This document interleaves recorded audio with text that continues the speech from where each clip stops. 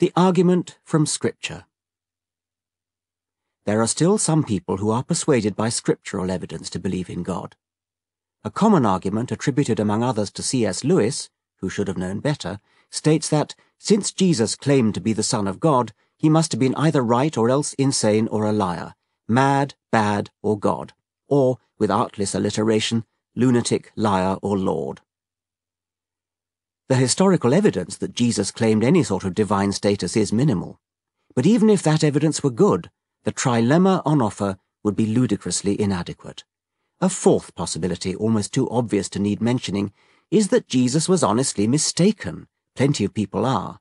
In any case, as I said, there is no good historical evidence that he ever thought he was divine. The fact that something is written down is persuasive to people not used to asking questions like, who wrote it and when? How did they know what to write? Did they in their time really mean what we in our time understand them to be saying? Were they unbiased observers, or did they have an agenda that coloured their writing? Ever since the 19th century, scholarly theologians have made an overwhelming case that the Gospels are not reliable accounts of what happened in the history of the real world. All were written long after the death of Jesus, and also after the epistles of Paul, which mention almost none of the alleged facts of Jesus' life. All were then copied and recopied through many different Chinese whispers generations, see Chapter 5, by fallible scribes who in any case had their own religious agendas. A good example of the colouring by religious agendas is the whole heartwarming legend of Jesus' birth in Bethlehem, followed by Herod's massacre of the innocents. When the Gospels were written many years after Jesus' death, nobody knew where he was born.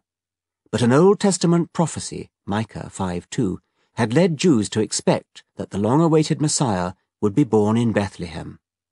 In the light of this prophecy, John's Gospel specifically remarks that his followers were surprised that he was not born in Bethlehem. Others said, "This is the Christ." But some said, "Shall Christ come out of Galilee? Hath not the Scripture said that Christ cometh of the seed of David, and out of the town of Bethlehem, where David was?" Matthew and Luke handle the problem differently, by deciding that Jesus must have been born in Bethlehem after all. But they get him there by different routes.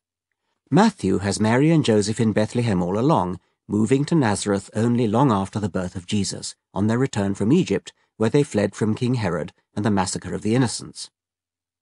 Luke, by contrast, acknowledges that Mary and Joseph lived in Nazareth before Jesus was born. So, how to get them to Bethlehem at the crucial moment, in order to fulfill the prophecy?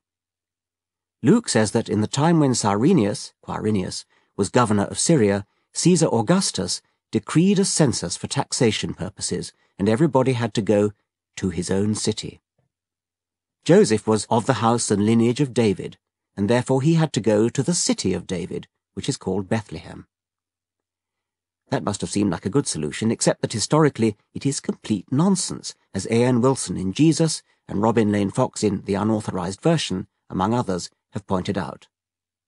David, if he existed, lived nearly 1,000 years before Mary and Joseph.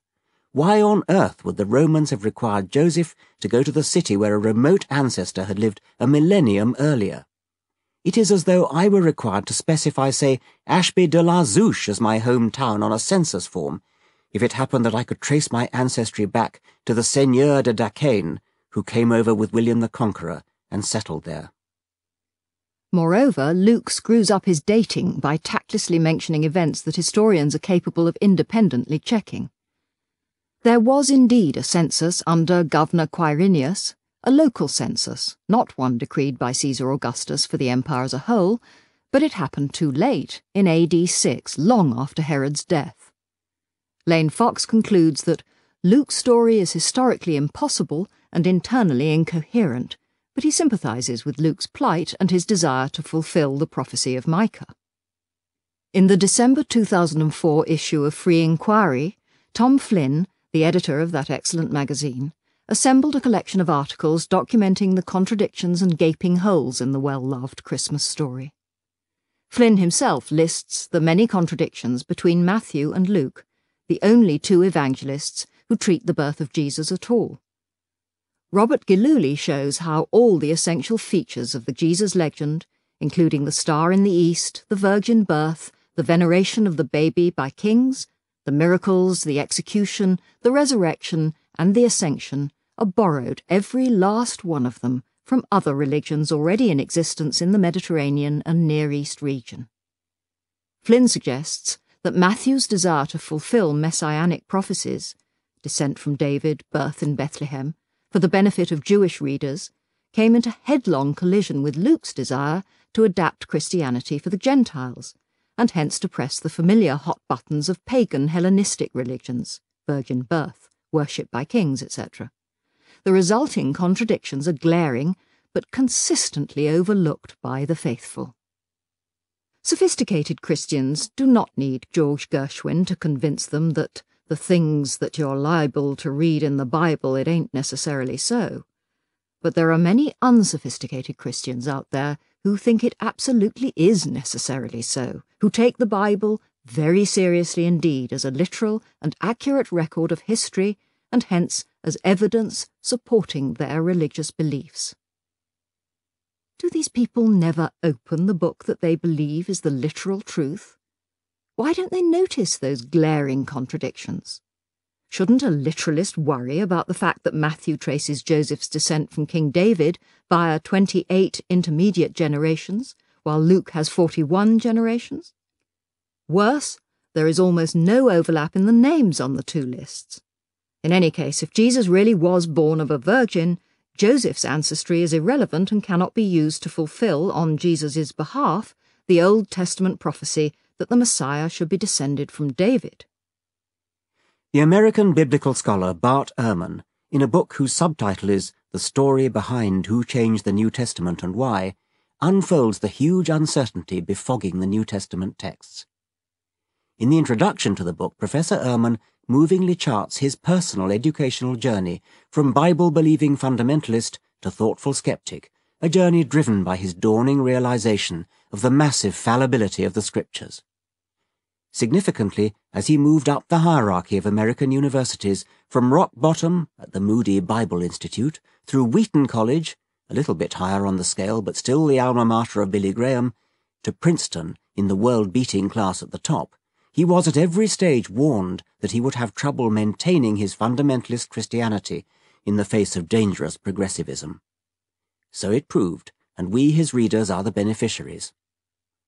Other refreshingly iconoclastic books of biblical criticism are Robin Lane Fox's The Unauthorized Version already mentioned, and Jack Berliner-Blau's The Secular Bible, Why Non-Believers Must Take Religion Seriously.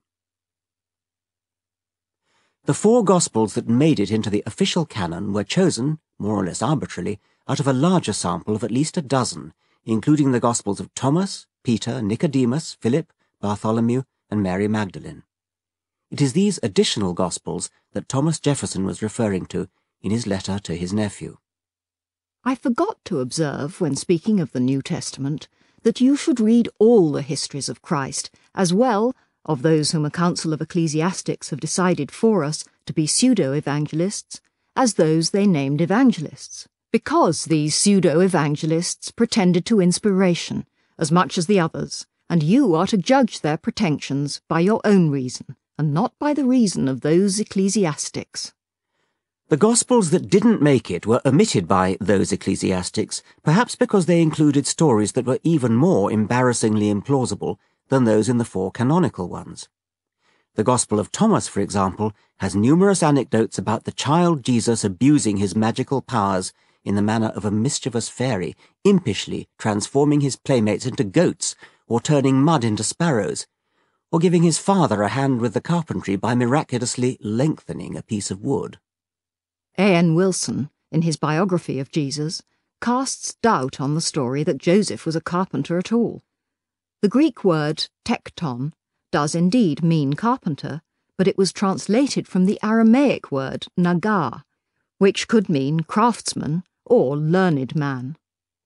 This is one of several constructive mistranslations that bedevil the Bible, the most famous being the mistranslation of Isaiah's Hebrew for young woman, alma, into the Greek for virgin, parthenos. An easy mistake to make, Think of the English words maid and maiden to see how it might have happened. This one translator's slip was to be wildly inflated and give rise to the whole preposterous legend of Jesus' mother being a virgin. The only competitor for the title of champion constructive mistranslation of all time also concerns virgins. Ibn Warraq has hilariously argued that in the famous promise of 72 virgins to every Muslim martyr, virgins is a mistranslation of white raisins of crystal clarity. Now, if only that had been more widely known, how many innocent victims of suicide missions might have been saved. It will be said that nobody believes crude miracle stories such as those in the Gospel of Thomas anyway. But there is no more and no less reason to believe the 4 canonical Gospels. All have the status of legends, as factually dubious as the stories of King Arthur and his Knights of the Round Table. Most of what the 4 canonical Gospels share is derived from a common source, either Mark's Gospel or a lost work of which Mark is the earliest extant descendant. Nobody knows who the 4 evangelists were, but they almost certainly never met Jesus personally. Much of what they wrote was in no sense an honest attempt at history, but was simply rehashed from the Old Testament because the Gospel makers were devoutly convinced that the life of Jesus must fulfill Old Testament prophecies. It is even possible to mount a serious, though not widely supported, historical case that Jesus never lived at all, as has been done by, among others, Professor G. A. Wells of the University of London in a number of books including Did Jesus Exist? Although Jesus probably did exist, reputable biblical scholars do not in general regard the New Testament, and obviously not the Old Testament, as a reliable record of what actually happened in history, and I shall not consider the Bible further as evidence for any kind of deity. In the far-sighted words of Thomas Jefferson, writing to his predecessor John Adams, "The day will come when the mystical generation of Jesus, by the Supreme Being as his Father, in the womb of a virgin, will be classed with the fable of the generation of Minerva in the brain of Jupiter." Dan Brown's novel, The Da Vinci Code, and the film made from it are arousing huge controversy in church circles. Christians are encouraged to boycott the film and picket cinemas that show it. It is indeed fabricated from start to finish, invented, made-up fiction. In that respect, it is exactly like the Gospels.